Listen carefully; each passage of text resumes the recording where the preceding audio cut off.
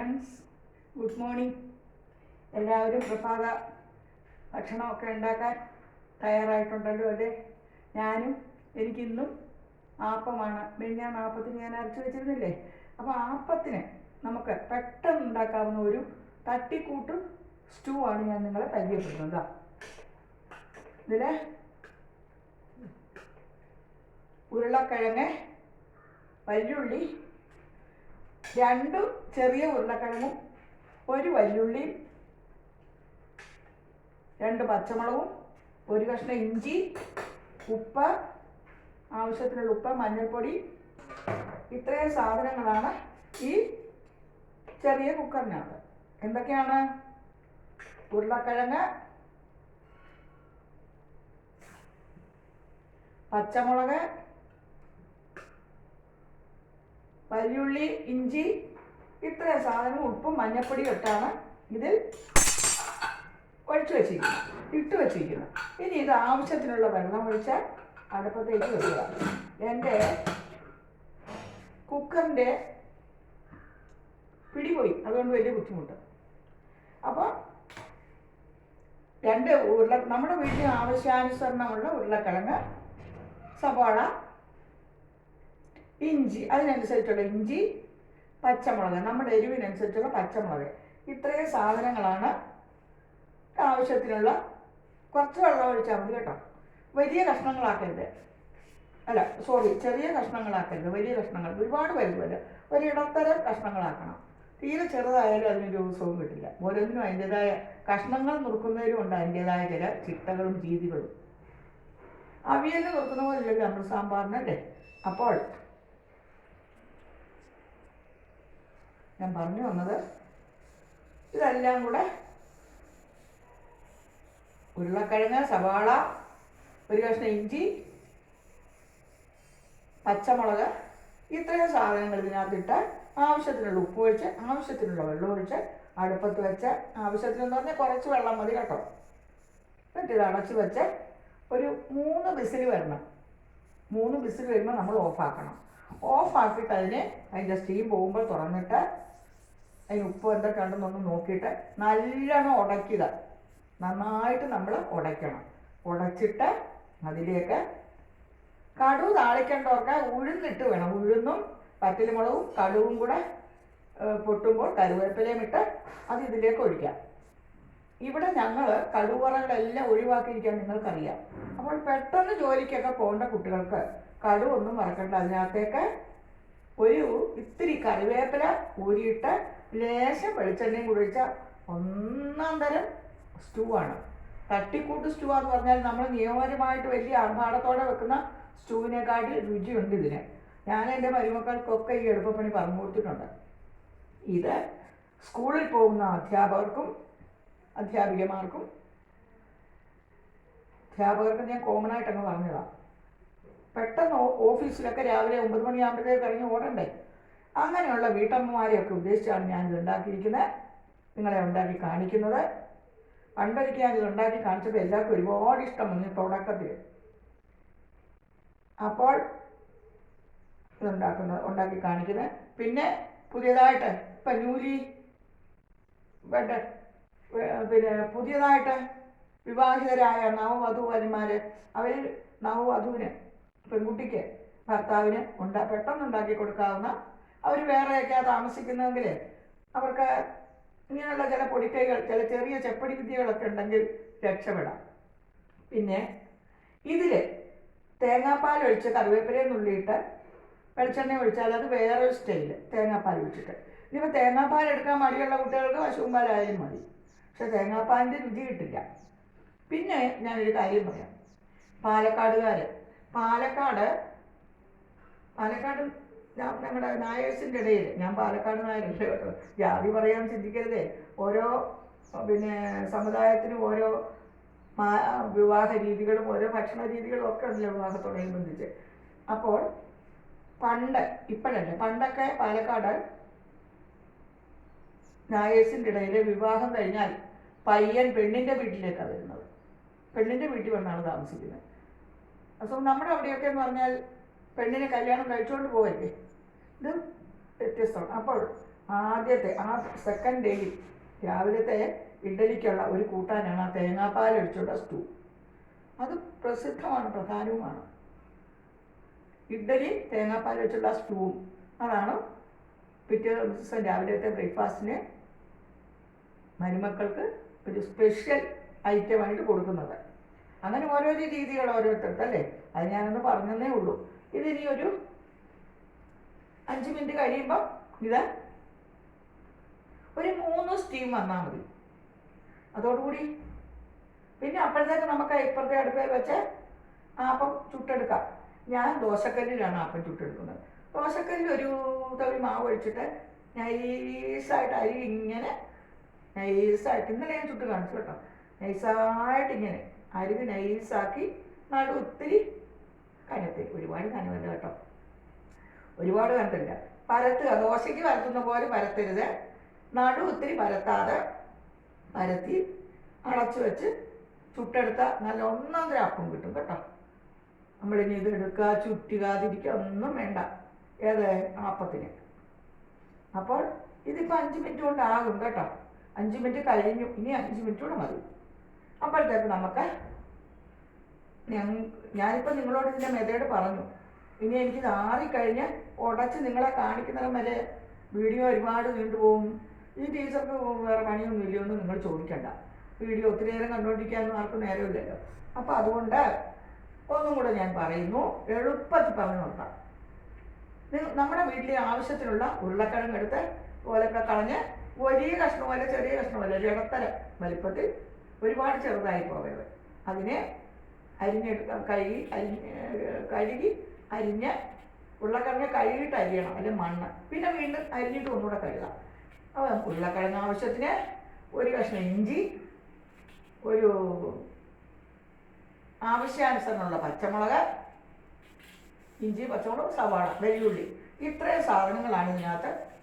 ആവശ്യത്തിന് ഉപ്പും വെള്ളവും ഒഴിച്ച് അടുപ്പത്ത് കിടന്ന് വേകുകയാണ്. അങ്ങനെ വേവിച്ചിട്ട് അത് 3 വിസിൽ വരുമ്പോൾ ഓഫാക്കിയിട്ട് നമ്മൾ സ്റ്റീം പോയി കഴിയുമ്പോൾ ഉടച്ചെടുത്ത് ലേശം പച്ച വെളിച്ചെണ്ണ ഇത്തിരി കറിവേപ്പില ഊരിയിട്ടാൽ അടിപൊളി കൂട്ടാനാണ്, നല്ല രുചിയുള്ള കൂട്ടാനാണ്. അങ്ങനെ പറഞ്ഞാൽ ഇതിപ്പോൾ ഞങ്ങൾക്ക് കുറച്ച് മതി, അതുകൊണ്ടാണ്. നിങ്ങൾക്ക് ഏറെ വേണമെങ്കിൽ ഇത്തിരി കൂടെ. എന്തായാലും 10 മിനിറ്റ് കൊണ്ട് ഈ സ്റ്റൂ ശരിയാവും. എളുപ്പമാണ്, വളരെ രുചികരമാണ് കേട്ടോ, വളരെ രുചികരം. ഒരുപാട് കട്ടിയിലുണ്ടാക്കരുത്, ഇത്തിരി ലൂസായിട്ട് വേണം കേട്ടോ. എന്നാൽ ഒരുപാട് വെള്ളവുമില്ല, ഒരു കുഴമ്പ് പരുവത്തിൽ. നല്ല രുചിയാണ്. ഇത് പറഞ്ഞറിയിക്കാൻ വയ്യ, അത്രയും ടേസ്റ്റാണ്.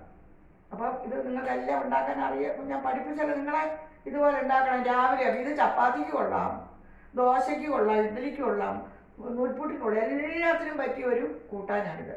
അപ്പം നിങ്ങളെല്ലാവരും ഇതൊന്ന് ഉണ്ടാക്കി നോക്കണം. ഒരു പക്ഷേ അല്ല, മിക്കവാറും നിങ്ങളെല്ലാവരും ഇത് ഉണ്ടാക്കുന്നതുമായിരിക്കും, എളുപ്പമായതുകൊണ്ട് ഇത് ഉണ്ടാക്കുന്നതുമായിരിക്കും. അപ്പോൾ ഇന്നത്തെ എൻ്റെ പ്രഭാതത്തിലെ ഒരു കാര്യമാണിത്. പിന്നെ ഇന്നലെ ഞാൻ നിങ്ങളെ ഇലകളെല്ലാം അരിഞ്ഞു കാണിച്ചു.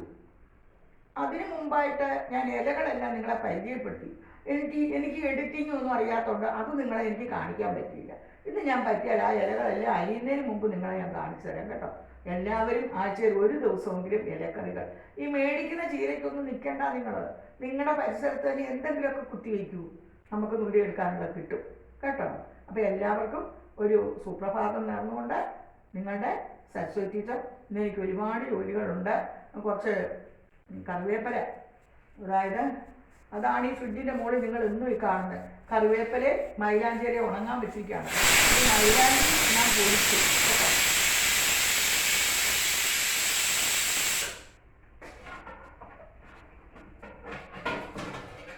ഞാൻ കാണിക്കാം നിങ്ങൾ. അതാണ് ഈ ഫ്രിഡ്ജിൻ്റെ മുകളിൽ ഞാൻ വെച്ചിരിക്കുന്നത്. നോക്കൂ, ഇത് കറിവേപ്പില ഉണക്കിയതാണ്. ഇന്ന് ഒന്നുകൂടെ ഉണക്കിയിട്ട് ഞാനിത് പൊടിക്കും. ഇത് എണ്ണ കാച്ചാനും നമുക്ക് തലയിൽ ഡൈക്കും എല്ലാം ചേർക്കാൻ പറ്റിയതാണ് കറിവേപ്പില. ഇത് നിലത്ത് തൊട്ടതുപോലുമല്ല. നമ്മുടെ വീട്ടിൽ ഞാൻ കുറേ കറിവേപ്പില കൊണ്ടുവന്നതല്ലേ, ഒരുപാട്. അപ്പം ഞാനത് കുറച്ച് ഉണക്കി വയ്ക്കാമെന്ന് വിചാരിച്ചു. അതുപോലെ തന്നെ നമുക്ക് ഇപ്പം കറിവേപ്പില ഇല്ല എന്നിരിക്കട്ടെ, നമ്മുടെയൊക്കെ വീട്ടിലുണ്ടല്ലോ, എങ്കിലും പറയില്ലെങ്കിൽ ഉണ്ടെങ്കിലും ശരി, ഈ പൊടിച്ച് വയ്ക്കുന്നത് ശുദ്ധമായിട്ട് കഴുകി വാരി ഉണക്കിയതാണ് കേട്ടോ. ഇത് ഒരു നുള്ളെടുത്ത് സാമ്പാറിലോ തീയലിലോ ഒക്കെ ഇട്ടാൽ നല്ല രുചിയാണ്. അപ്പോൾ ഇത് പൊടിച്ചിട്ട് പിന്നീട് നിങ്ങളെ ഞാൻ കാണിക്കാം. മൈലാഞ്ചി ഉണക്കിയിരുന്നു. ചെറിയ മോൻ്റെ വീട്ടിൽ ഇഷ്ടം പോലെ ഉണ്ട് മൈലാഞ്ചി, ഇവിടുത്തെ എല്ലാം പോയി. അപ്പോൾ ആ മൈലാഞ്ചി ഉണക്കി പൊടിച്ചത് ഞാൻ നിങ്ങളെ കാണിക്കാം.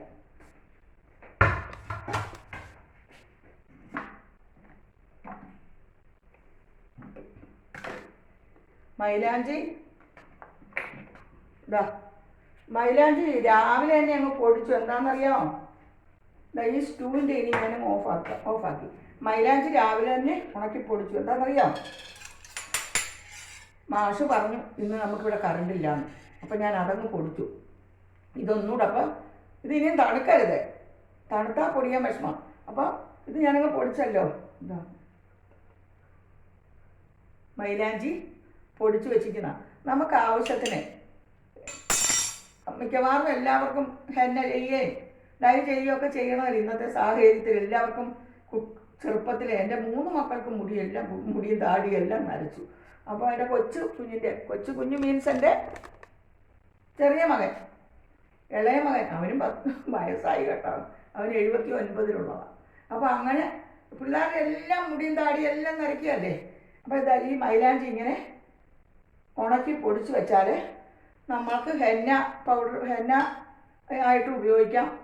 ഇതിൽ തേയില വെള്ളത്തിലോ തേയിലയിട്ട് വെള്ളം തിളപ്പിച്ചിട്ട് അതിനകത്തോട്ട് ഇട്ട് ഒരു മുട്ടയെ ഉടച്ചൊഴിച്ച് ഇത്തിരി തൈര് ഒഴിച്ച് അവിടെ മാറ്റി വെച്ചാൽ ഒരു 10 മിനിറ്റ് കഴിയുമ്പോൾ ഒരു 15 മിനിറ്റ് കഴിയുമ്പോൾ തലയിൽ തേച്ചാൽ നല്ലതാണ്.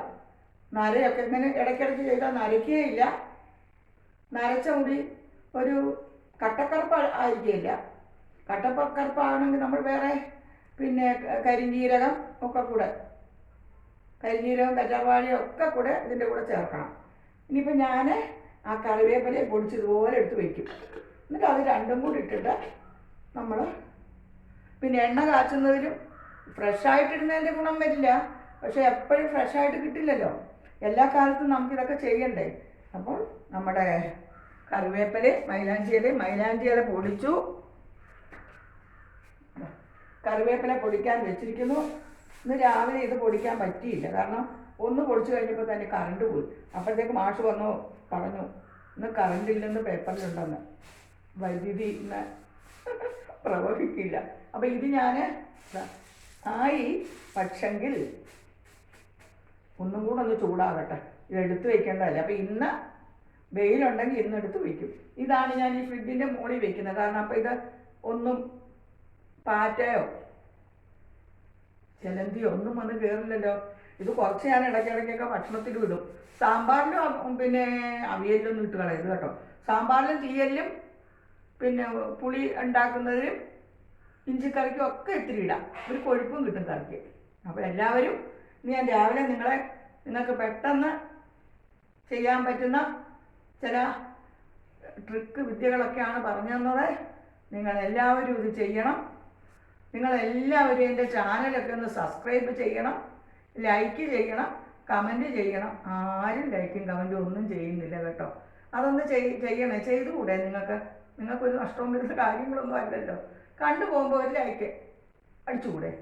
ഒരു കമൻറ്റ് ഇട്ടുകൂടെ? എന്തെങ്കിലും ടീച്ചർ ഒന്നും നല്ലത് അല്ലേ, ഇത്രയും കൂടെ മാറ്റങ്ങൾ വരുത്തണം. എല്ലാം പറയാമല്ലോ.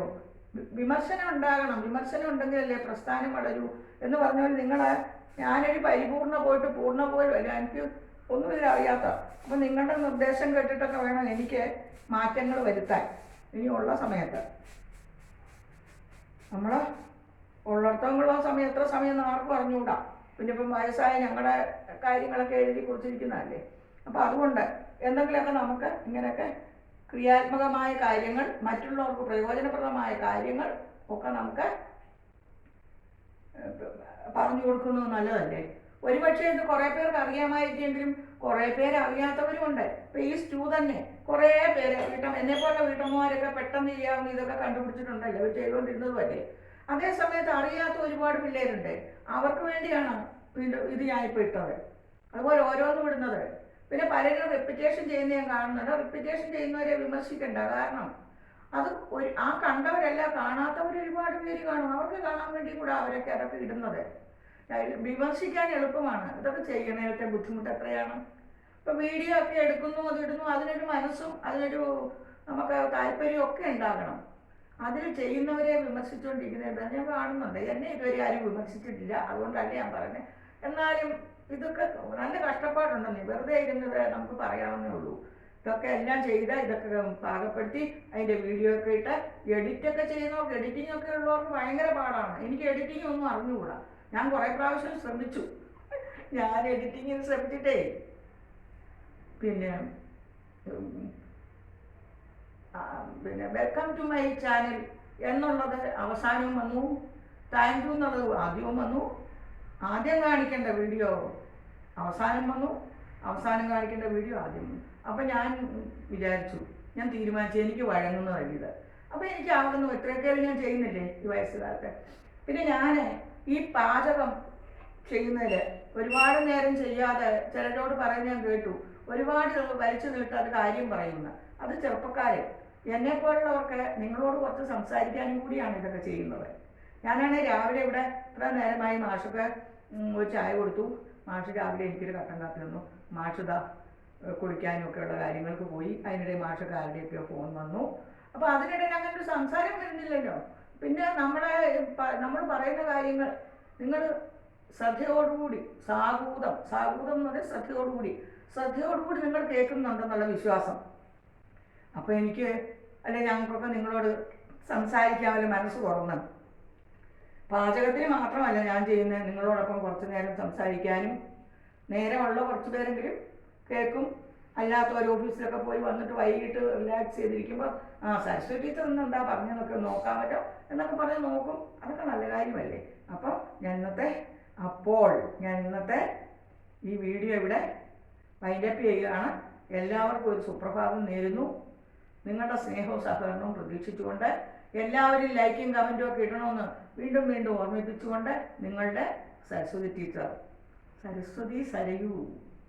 ലോകാ സമസ്ത സുഖിനോ ഭവന്തു. Thank you so much.